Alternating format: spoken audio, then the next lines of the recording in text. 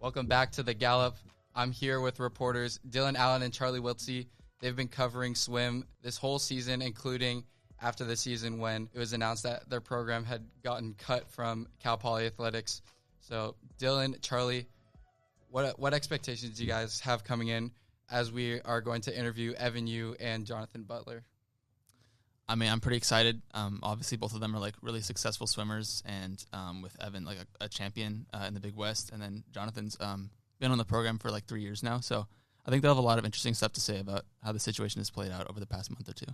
Yeah, I'm kind of just looking forward to hearing, what they're doing right now, how their family bonds have, grown stronger from the decision that came on March 7th, and then they had a really successful season this year, so kind of just talking to them about that, and then Jonathan's a captain on the team, and then Evan transferred from West Point, so a lot to get into today. Yeah, definitely exciting day for both just the podcast, but also them too. They get to share their story. A couple other swimmers have gone onto other podcasts and talked about, they shared their struggles. So I think this is going to be a really cool episode that we're going to record today. And with that, how have you guys been able, or just tell me about your experience covering this whole issue after the whole thing was announced?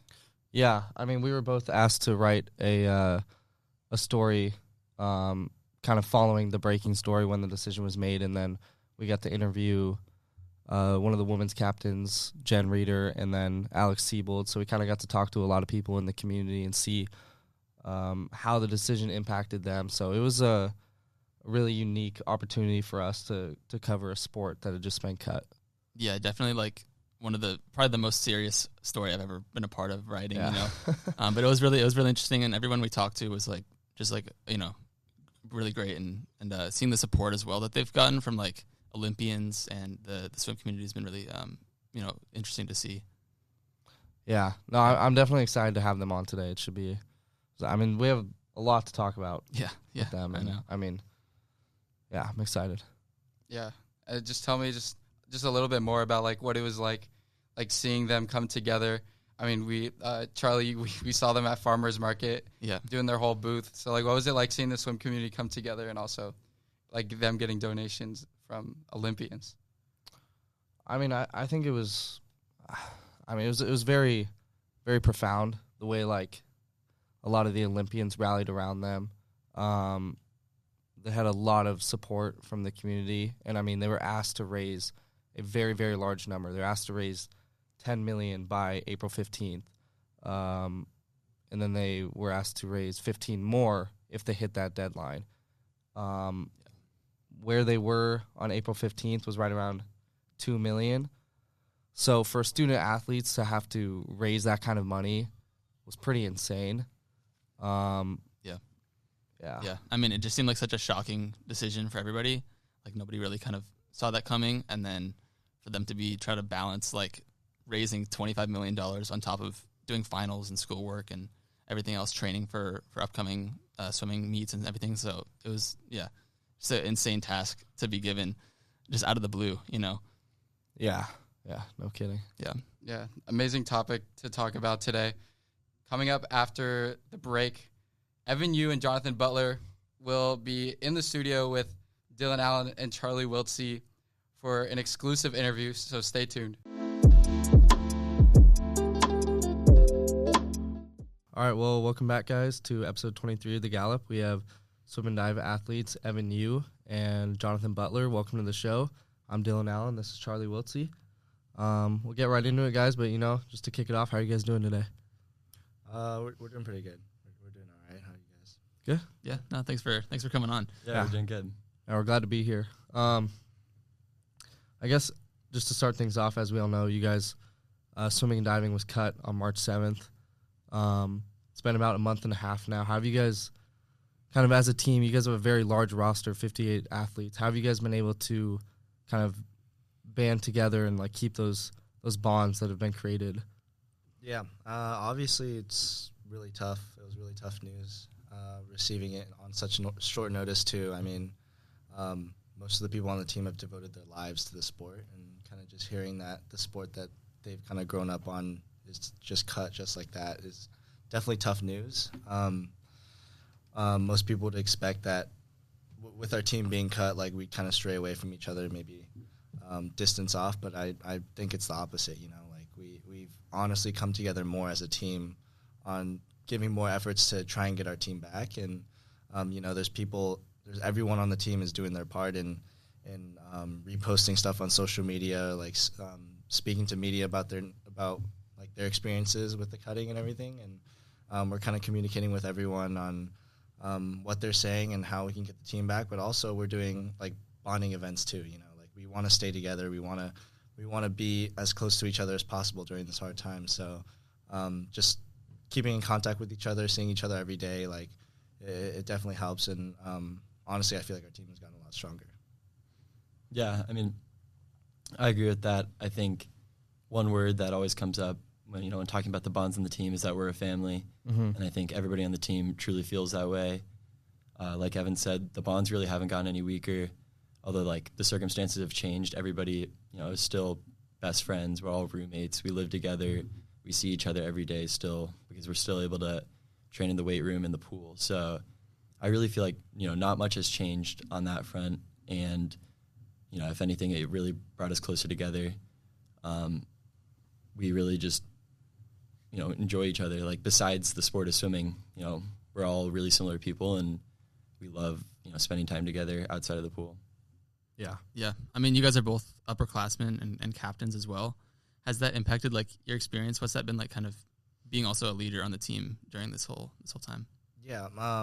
Obviously like it's a pretty down time for everyone, but us as leaders, like we need to stay positive, keep everyone on track on, kind of get everyone's perspective on what they need to do and what they want to do in regards to the team. And just holding that leadership position, making sure we're positive, staying positive around the people because, if we're down, then everyone else is going to be down and kind of out of it. So just staying positive throughout the whole thing, encouraging everyone, sending messages, updates to everyone in the group chats, and just communicating. Like obviously there's been individual people as well that's been struggling and we're the first ones they reach out to, like we're the ones trying to help them as much as possible. And holding that leadership experience kind of forces us to be in that position where we want to help the people on like our fellow teammates, like, and we're fortunate enough to be in that position where we're the first ones that they come to, and we just really want to encourage everyone to be positive, and that's how we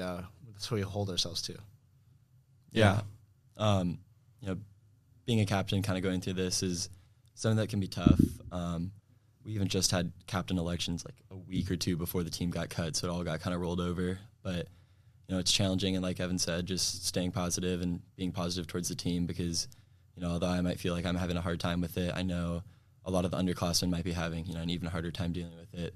I've got to swim 3 years here, and regardless of what happens, I'm grateful for that, and I've had a lot of memories and a lot of experiences with the team, and just knowing that not everybody's really had that yet, and just kind of to be there for everybody, literally anyone on the team, guy, girl, swimmer, diver, like we are a family, and I think people come to us pretty often, like our door, like literally at our house is always open. People are always stopping by, saying hi, just hanging out, kind of as a captain, and just it's good to just be a leader and kind of try to keep the team together. Yeah, definitely. Do you guys still have, or you still do not have access to Anderson? No, we do. So we have. Oh, okay. That got brought back probably a week to 2 weeks after we got cut, because originally we were kind of banned from like all athletic facilities. Yeah. Or not really banned, but they told us we had to clean our lockers within the week. We weren't allowed to use the weight room. We weren't allowed to use the pool. But, President Armstrong kind of helped us out with that when we met with him. He apologized for the way that had kind of been enacted, and then helped us kind of get those resources back in the meantime. So you're mainly swimming there then? Yeah. So like there are really no structured practices because like our coaches aren't coaching right now, but there's a pretty big group of people training every day in the morning. And then there's also people going to the rack and swimming on their own time because there's no requirement of when you have to go.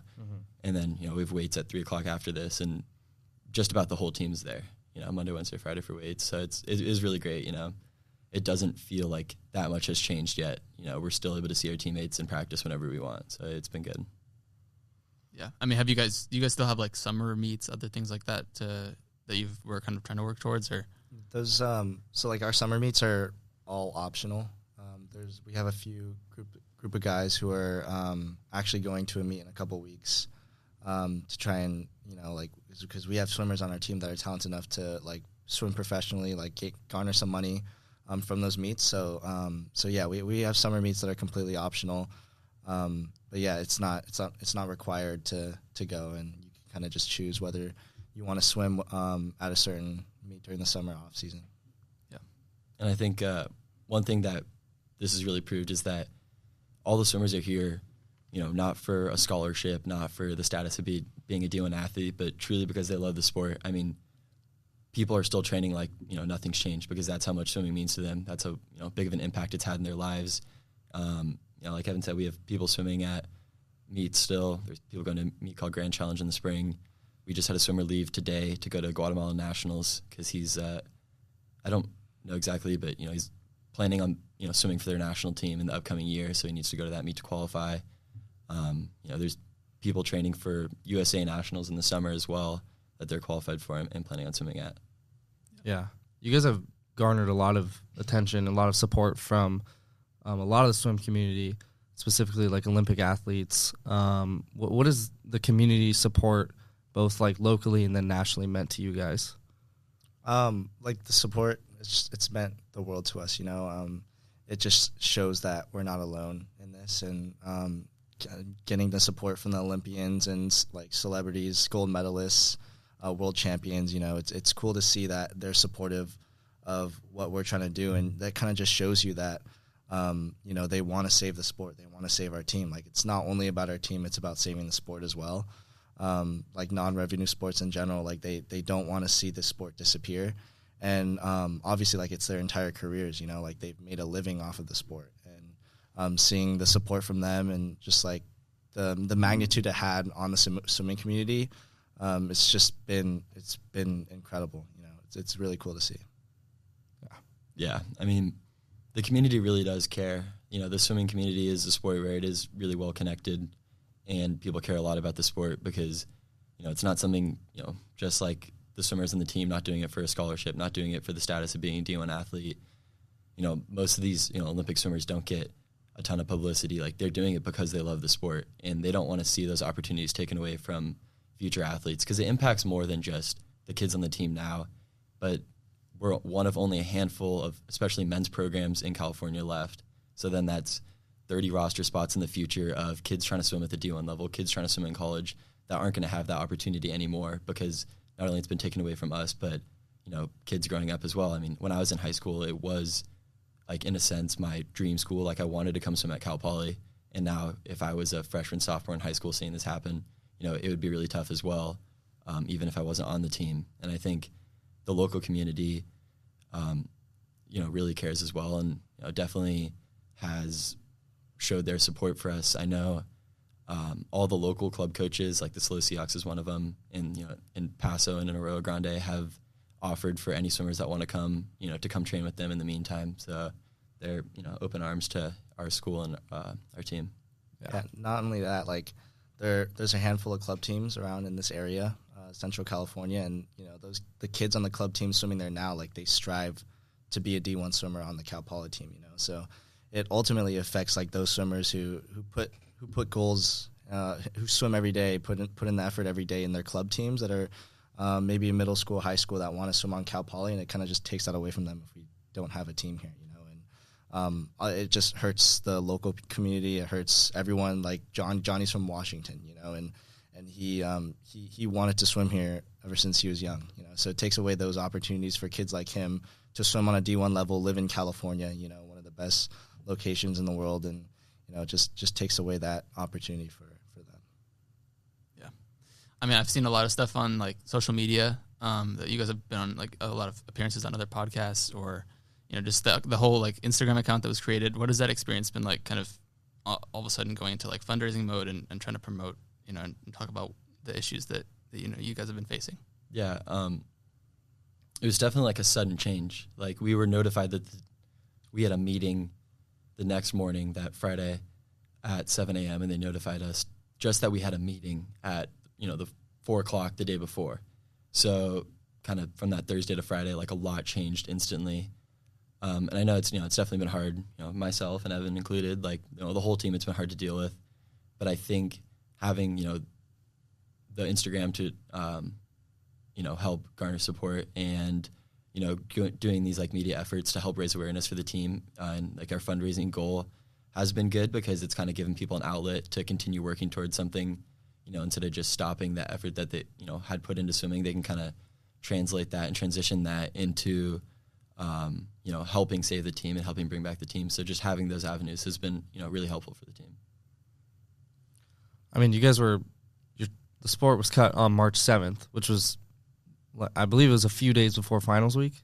Yeah. No, honestly, our grades definitely tanked a little bit because of that. It was not great timing at all, because, we're doing those, media efforts and reaching out to people and trying to raise money.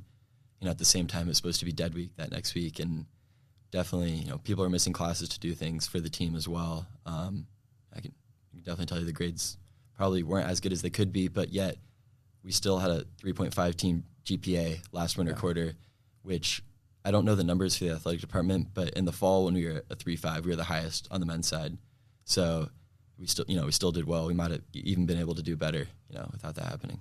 Yeah. I mean, and then you get back from spring break, right? I'm not sure if you guys were here locally in San Luis Obispo, but we got back from spring break, and then the announcement of raising $10 million is out. So I mean, it's the start of a new quarter, and you as student athletes are being asked to raise a number, $10 million. I mean, what was that number like? Just kind of like facing that. I mean, yeah, the number was it was a big number for sure. But I mean, it's the number we were given, and it's the number that we were going to work towards. We weren't discouraged by it at all. If anything, people were encouraged by it, and we wanted to. That just showed how much we wanted to and how much we believed that we can raise that money. So obviously, it's a huge number to raise, to ask a bunch of 18 to 22 year olds in such a short time frame. But yeah, we weren't discouraged by it at all. We did everything that we could to hit that number. Everyone on their team played their part on spreading awareness for our team. Spreading the GoFundMe we had, spreading the pledges, or just trying to reach out to as many donors as possible. And so yeah, it just motivated us. We weren't discouraged by it at all. We ultimately just tried our best to hit that number. Yeah, I think when we heard that number, we knew it was going to be high. Essentially, like the school and the athletic department wants ourselves to fund our team budget in perpetuity every year, or larger than our current team budget, in order to, as they say, like be successful in the Big West. And we know we would be able to do that on a much smaller operating budget. We are the lowest budget sport at Cal Poly currently. And, if we proved one thing, it's that we can do a lot with a little. We had a brand new coach this year with our returning assistant from the year before who, did all they could. We did all we could. The team was not severely, but not funded like some other sports on campus, but nobody on the team really cares. Like, we're here to swim. We're here to compete. We're here to swim fast. And having a large budget isn't really necessary for us. So that kind of ties into that $10 million number, which with a total goal of 25. And I just think, like Evan said, it really didn't discourage us because we know whatever we do get in money, like we're going to be able to work with, and kind of that same mindset we put towards swimming of like give it your all, like people just put in towards raising money, and people really weren't discouraged. And although we haven't reached that number, we have raised, Evan, do you know it's close to $3 million? So, which is a ton of money. I mean, and we can do a lot with that. And, we're hoping we can raise more money in the future and keep working towards that goal. Yeah, with the money we've raised, I mean, the team could last a pretty long time. Especially we could be on an even lower budget than we were last year, and we would definitely do better next season, even if we're on a lower budget. I mean, the team has faced so much like adversity this past like 5 years, and I haven't seen it firsthand. I got here this season, but I mean, from the people that's been on the team longer than I have, like they've seen, like they've been thrown adversity, and yet every year you could see our chart, like our results get better and better as the years go on. And so yeah, this just shows like a testament of the student athletes that are on our team. I mean, we've been thrown so much adversity, like budgeting wise, and we've only gotten better from there. And so we really don't care. We really don't care what they throw at us. We're going to get better. We're going to work hard every day. We're going to swim. We're going to be next to each other. We're going to push each other every single day, and we're going to be the best team possible. And there's no doubt that next season, even if we are on a smaller budget, or even if we have a season, we would definitely be like front running to win a conference title. And that's a 100% achievable goal that we had as soon as conference ended this year. Like we were saying to each other, like, we're going to win conference next year. Like that was the ultimate goal. And I mean, it's unfortunate that our team got cut, but it just goes to show like the type of people we have on our team. The work ethic of our team is incredible, and no matter what they throw at us, like we're going to overcome it, just like this. Like they throw this at us and we're doing our best to overcome it. So yeah, I mean, you mentioned the success you guys had this season, the first undefeated regular season in conference as well. Like, what was that experience like, just going through that whole year for you guys? I mean, it was awesome. At the beginning of the season, we set 2 goals on the men's side, and it was place top 3 at conference and to go undefeated in dual meets. And we just, we did just that. And from our very first dual meet against Santa Barbara, which was our closest out of the 4 meets, winning that meet in a season where people kind of just felt unsure about how it was going to go with new coaches brought in, who ended up being amazing, really set the tone for the entire year. Once we won that first meet against Santa Barbara, like, we knew that all of our goals were within reach, that when we went to go compete against the other teams, that we could win those meets. And going into conference, we just had so much confidence, and really the team that we've built, because this team was built by the swimmers. It was built by the coaches. In a lot of other circumstances, we could have competed a lot worse, but the culture that the team has created and bought into really helped us be successful this entire season. Yeah, you guys were both a part of the 200 medley relay, where you guys reset your record at the Big West Championships in Houston. I mean, to have that success, along with the record for the medley relay, Evan, you won a gold medal yourself. What was that success like in Houston? I mean, it was cool. Like we were on such an incline throughout the season. Like we kind of expected to do well in those events. Like we expected to break the school records. Like I expected to go on top in a couple events, and that's exactly what we did. We worked so hard in the season, especially like that relay team is probably the best relay team the school's ever going to have. We have so much talent on that team, and honestly, like our team this season was so good that record's probably not going to get broken for at least another decade. And that's just what we expected.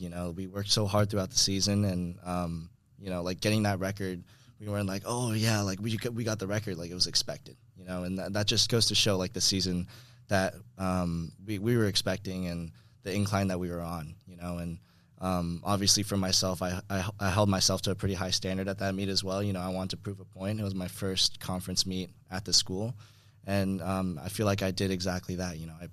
I was the 3rd highest individual scorer out of the entire conference, and obviously it would have been nice to come out on top as the highest scorer, but that's I was hoping to learn from that and get even better from my experience there. Because that was my first time at a conference meet like this, and I had one more year left, and I was hoping that year would be the year that I come out on top in every single thing that I competed in. And but yeah, like the records just goes to show like the season we had. I think we broke well, at least for me myself, we broke records over 10 times this season. Out of the 20 events. So we erased the record books this year, just with our team, and it just showed how talented we were as a team, despite everything happening. I mean, this is your first year here at Cal Poly. You transferred from West Point. Yeah. I mean, did you have a goal of winning a gold medal, or was that even like on your mind when you came to swim here? Wasn't really on. It wasn't really my first priority. My priority when coming here was to obviously spend more time in the water than I would at West Point and get a lot stronger in the weight room. Put my attention more towards my swimming career, and so my goal this year was to try and make the NCAA tournament, or the NCAA competition at the end of the year. I came just short of that. I think I was half a second away in the 2 breast, which sucks a little bit, but it just goes to show like the season that I was still really proud of the season I had, and I did everything I could to try and get as close as I can to that mean, and just coming within half a second, like I'm really proud of myself and what I've done this season, and yeah. So I mean, like the conference medals, I mean, it's nice to get those achievements and be recognized for it, but I mean, it was like I said, like it was kind of expected for me. You know, I put myself to a high standard, and I kind of knew that I was gonna come out on top in a couple of the events I swam, and that's exactly what I did. And yeah, just wanted to score as many points as possible for the team, and just try and make a name for myself in the new conference that I was in. Yeah, I think one thing about that 200 medley relay that was pretty cool too is I think we broke that record 4 separate times, including once at like a dual meet, which typically you swim a little bit slower at dual meets, you swim faster at like 3-day meets, like conference meets, championship meets. And, you know, we just kept getting better throughout the season. And I think that really just kind of represents how the team did as a whole. You know, like Evan said, we broke over 10 team records.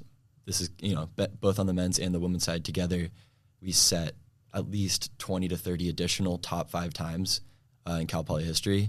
So it's not just the record boards, you know, or not just the team records. We had people placing 2nd, 3rd, 4th, and 5th, top 5 Cal Poly all time as well, which really just adds to that success.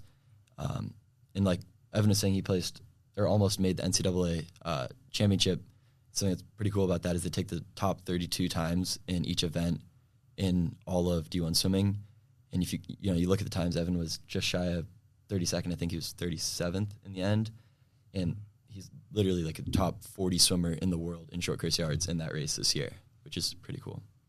Yeah. Yeah, I mean, more on like a team level, like you guys are roommates. Did you know each other at all before this year, or it was just kind of like how was that experience, I guess, on a team level? Like, you know, you guys are having so much success in the pool, obviously, but also kind of bonding outside of that. Like, what was that experience like for both of you? Yeah, I mean, before coming in, I came from West Point. I was nervous. Obviously, I was living with 7 different guys that I had no idea who they were, you know, and I mean, Johnny would text me last year, like telling me to sign the lease and, you know, like sign the different forms that I had to do. But that's honestly the only like impression I got of him, you know, text messages, emails. And, you know, I was looking forward to meeting the guys. Obviously I was nervous coming from a different background, you know, like see if I would fit in and, you know, like see if their personalities would match with me. But I guess like honestly, like the first month in, like my roommates, all the roommates in our house are swimmers basically. And, you know, first month in, you know, we're training together every day. You know, we're waking each other up for practice. You know, we're going to lifts together. We're lifting. We're swimming. You know, we're competing at meets. We're with each other all the time. So literally the first month in, I got here, like they felt like family. You know, like I really would give my life for any of the boys in our house, and because they're my teammates, like and they're my roommates, and they're family. You know, and obviously, I was nervous coming in just to see how well I would fit in, but I would give my life for any of these boys on the team, and it just goes to show like the team camaraderie that we have, the culture that we created. You know, like it doesn't normally happen. You know, in a normal team that doesn't normally happen. Like a month in, where you feel super comfortable with everyone. You know, and I guess like combining our team culture. You know, living with these guys. You know, meshing our personalities together. You know, training every day. You know, going through the same struggles every day. Waking up at 6 a.m. every single day with these guys. They're doing it with you, you know, and that just builds the bond stronger on the team. You're doing it with everyone on the team as well. And, you know, like literally the team is like a family because you're going through so much stuff together and you're doing it together. And it just goes to show like the positive team culture that we've built and the teamwork and the work ethic that we all put each other and how we all hold each other accountable for certain things. Yeah. When we were signing our lease last year, it really worked out perfectly. We had one more spot on our lease, and then one of our old teammates that graduated last year, Sean, they're friends from home, and he's like, my friend Evan's coming in, like, you should live with him. We're like, all right, sounds good. They gave me a chance. It's perfect. No, we weren't even worried. It was like, all right, sounds good. We'll send him a text, and it worked out great. I mean, we started bonding right away, kind of fit into the culture perfectly. You know, like you said, we live in a house of 8 guys. Basically, all of them are on the swim team, and it definitely creates a culture within our house of, like, you can't miss practice, because if you miss practice, somebody will come knocking on your door. That's happened, some of our roommates like going to practice more than others, and we're knocking on their door at 6:15 in the morning, like, come on, let's go. Like, you're going to miss it. And every time, like, people roll out of bed, and get in the car because, you don't want to, disappoint your roommates, disappoint your teammates, and just, create a great culture of, like, accountability within the team and within our house as well. I guess just like you guys have a very long season. It's kind of interesting how swimming and diving works. But when do you start training? We started training, I think, September 4th of last year. And the season, I think, conference ended around Middle of February. Yeah, February 14th, I think. Yeah. Was the last day, or Yeah. February 15th. Yeah. And then so through September through February, are you swimming like 6 days a week with morning practices and then weights after? Yeah, our schedule is basically 6 to 8 a.m. every single Monday through Friday. We have afternoons from 1 to 3 on Tuesday, Thursdays. We lift Monday, Wednesday, Friday from 3 to 4. And then Saturdays we have like an 8 to 10 practice in the morning. Sunday is kind of like our day off. And that kind of just rolls through like the entire season, unless like we go on breaks, obviously. Mm-hmm. But yeah, that schedule stays consistent from September to the end of February. Yeah, It's pretty intense. Yeah. We're in the water 16 hours a week. We have 8 swim practices, 3 lifts. And that's not abnormal. I mean, most college teams are like that. Most club swimmers in high school are doing that as well. So it's not something that people are ever scared of, coming in to train in college. I feel like I swam on that kind of same 8 practices a week schedule since I was probably 14 or 15. And, swimming, like you said, it's a long season, and it typically is like a sport where you don't really take a lot of breaks. I know, like, growing up, you'd take 2 weeks off in August and then get back in the pool in September. So you kind of just carry that into college, where the season might be September through February, but you take a couple weeks after conference, but you're training the rest of the year. You're not really taking time off. Yeah. I mean, I guess for you, Johnny, like, you've been here for 3 years. Also you, Evan, like, just from what you've seen this year, the resilience, I guess, is something that I've kind of noticed about this team. Like, there's been a lot of coaching changes, obviously some, budget issues and stuff. How is that, like, how have you been able to keep your performance in the pool kind of still, like, so good, keeping that up even despite all the other obstacles you've faced? Yeah. I mean, kind of my mindset, this doesn't go for anyone, but kind of my mindset is the more time I spend in the water, the better I'll get. And that's kind of the motto that I've lived by. The reason why we've been staying so resilient, staying consistent, going on towards that upward incline is, I feel like especially this season, from what I've seen, we held ourselves to a really big standard. We knew that our coaches weren't that experienced in their field, and we kind of took that, and that just forced, like, the swimmers on the team to be more, or take more accountability of, like, others, but also themselves. They know the coaches. The coaches obviously help a little bit, but they didn't have too much experience, so everyone kind of knew that if they wanted to get better, and if the team wanted to get better, they were going to have to put in the work themselves, and they can't really rely on, like, just like the coaches training to get better. So, I mean, during our practices throughout the season, it's 6 a.m. in the morning. You could hear us, like, chirping each other, like, come on, guys, like, do your underwaters, do your kicks, like we really pride ourselves in keeping each other accountable, and that's kind of how, as far as this season, that we've gotten better. I'm a big chirper myself. If I don't see anyone, like, if I don't see anyone trying, or I don't see anyone doing, like, the set correctly, I'm going to call them out. And that's a part of keeping people accountable. We have meetings before every dual meet, every meet that we have. We try and rile them up and be like, come on, like, we're swimming for this. We want to beat this other team. Like, we have goals that we want to hit, and we're not going to hit those goals unless you use your training to perform well at meets. And just the training in general, like, we just constantly kept each other accountable.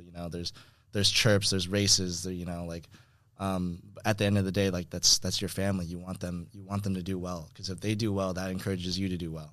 And I think our first big meet was in Texas in November, and seeing the first guys go, it's our first, like, suited, we're supposed to be ready for this meet. Like, this is the meet. This is the first time in the season that we're supposed to go fast. And for me personally, like seeing the first guys go, like you see them popping best times, just in the beginning of the season in November. And like in my head, like I had some doubts, like, oh shoot, like what if I'm not gonna go a PR right now, what if I'm not gonna do too well? But seeing your teammates and seeing the people that you see every day doing well in the events literally 10 minutes before you swim, that motivates you. You're like, okay, like they're swimming well, that means I can swim well. And I take that mindset and say, oh my god, like our teammate just popped the best time, like there's no reason why I shouldn't pop the best time. I train with him every single day. We keep each other accountable. We train with each other. Like I got this. We do this. And that goes for everyone else on the team. Like we really held that Texas meet was really good because we every single person that went to that meet did incredible, best times, school records, multiple school records, and that was just the beginning of the season.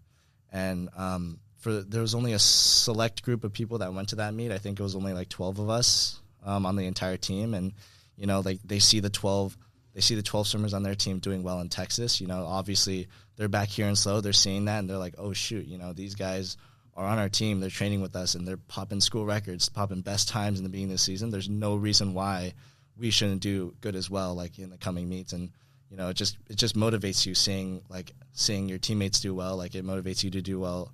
It motivates you to do well too. It gives you confidence, and that's like the most important thing about swimming with confidence. And if you have that confidence, you're going to swim well throughout the entire season. And that kind of just that meet that we had in Texas set the standard that we had for the season, and we kind of just rose up from there. I think something else you mentioned was, we had head coaching changes. We had 3 different head coaches 3 seasons I've been here, which is kind of abnormal. I mean, coaching changes happen a lot in college swimming, but not to this degree. So, between all the 3 of those coaches, honestly, I definitely had favorites, definitely had some I preferred other than others, but you learn a little bit from each coach. And as you keep swimming, you keep getting better. You learn what works for you and how you can adapt to really any training style. And I think this year kind of came together a little bit, and I think our coaches were super open-minded because, like Evan said, this was their first time being head coaches, and they were so open to ideas and feedback and suggestions that when they, came in with a really driven and motivated and accountable team, you could tell our coaches, Kim and Tracy, like, hey, I want to work on this today, or can we add this in at the end of the week? And they're, more than happy to, take any suggestions and work with the swimmers. And I think it was a great balance of, communication and finding what works for each individual swimmer. And I think that's, definitely plays into why we had such a successful season. Final thoughts here as we kind of wrap up. Got a few minutes left. Where does the fundraising stand right now? I'm not sure on the exact number, but I think we're just short of $3 million raised, which is no small amount of money. And we're still trying to raise money. I know there was a $10 million deadline by, was it the 15th? Mm-hmm. But it doesn't seem like that was too hard of a deadline. We're still talking to the school and the administration and looking for long-term solutions. And it's too early to tell right now, but there is definitely still a lot of hope for the team. So that April 15th deadline is not a hard deadline. You guys are still pushing to reinstate by the start of your next season. Yeah. Exactly.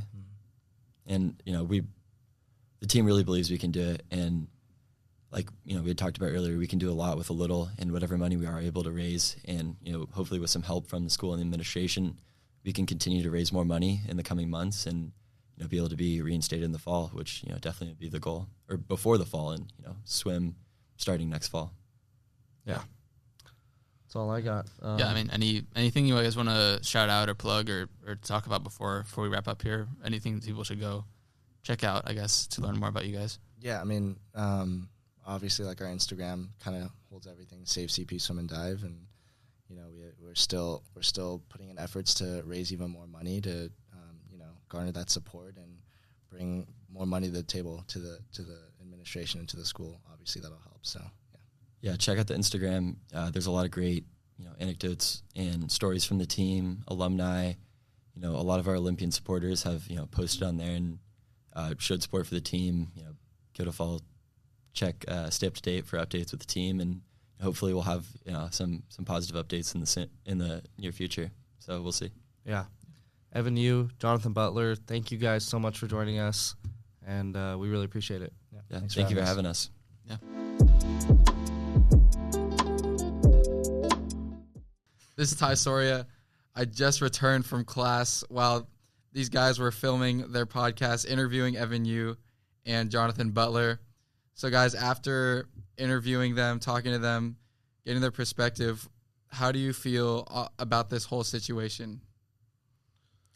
I mean, yeah, it was really cool to hear from both of them, kind of with being from different perspectives. Evan as a transfer student this year, and then Johnny was here for 3 years now. So kind of hearing about their connection with the team and then how they've handled all of the obstacles that they've been thrown over the past couple seasons and just the fundraising. It was really cool to hear from, kind of that personal side that we hadn't really seen as much before. Yeah, I agree. I mean, we've talked to a lot of people, a lot of stakeholders around this situation, but even then, like, I still just learned a lot of stuff that I didn't know. Like, for example, the funding date, the April 15th date that they were given by the university is technically a rolling date. They will not have a hard deadline for their funding, and they will have basically as much time as they need up until the next swim and dive season starts to raise that money to potentially reinstate their program.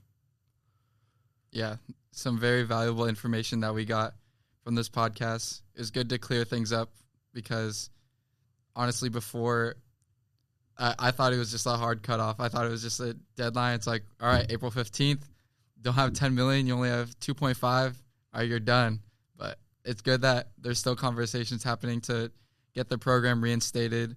They still get to keep trying to fund this thing. I think, Charlie, you mentioned that, like, the signatures, the Change.org thing just passed 20,000. So that's a big milestone along with that too. So yeah, a lot of good things happening. Yeah. I mean, they've garnered so much support from the community, like especially from like Olympic athletes. And I mean, they're really just trying to, like, the thing that they talked about is like they're trying to save the sport. Not only their sport here, but like the sport in general. Like non-revenue sports are at such they're in such danger right now with the NCAA versus House settlement right around the corner for all schools. So, yeah, I mean, they're really just doing what they can to gain support across the country. Yeah, I mean, it's a big issue for non-revenue sports as a whole. I think not just swimming, and seeing, like, the literally Olympic gold medalists, like all these people within the sports community kind of show up for this issue is like super cool to hear about. Yeah. I mean, it's crazy how much is changing within Division I. I mean, especially here in California, because we have the Cal State cuts as well. But then with the House settlement coming right around the corner, there's a lot changing. I mean, we're going to have roster cuts coming in next year. Yep. So, yeah. Yeah, and, judging based on what Don was saying in that recent video that just came out, like, this is only the beginning. He said, like, there's, like, no end in sight. So who knows, like, how this whole thing can develop. Cal Poly has to pay $550,000 a year for the next 12 years. So we'll see how the House settlement will keep affecting the university and its athletics. But yeah. And the $25 million that they're being asked to raise is for the next, I believe Johnny said 10 years. At least, yeah. I mean, their operating budget was something where like $200,000 for last season. So I think, but it's going to increase. True. Yeah. So true. Yeah. So it will be more. And then the $25 million number is for a 10-year budget. Yeah.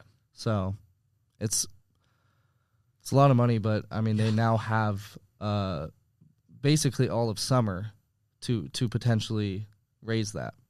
Yeah. I mean, there's a lot of questions, but hopefully, they'll continue growing the cause and it's a lot of money, but they're on their way for sure. Yeah.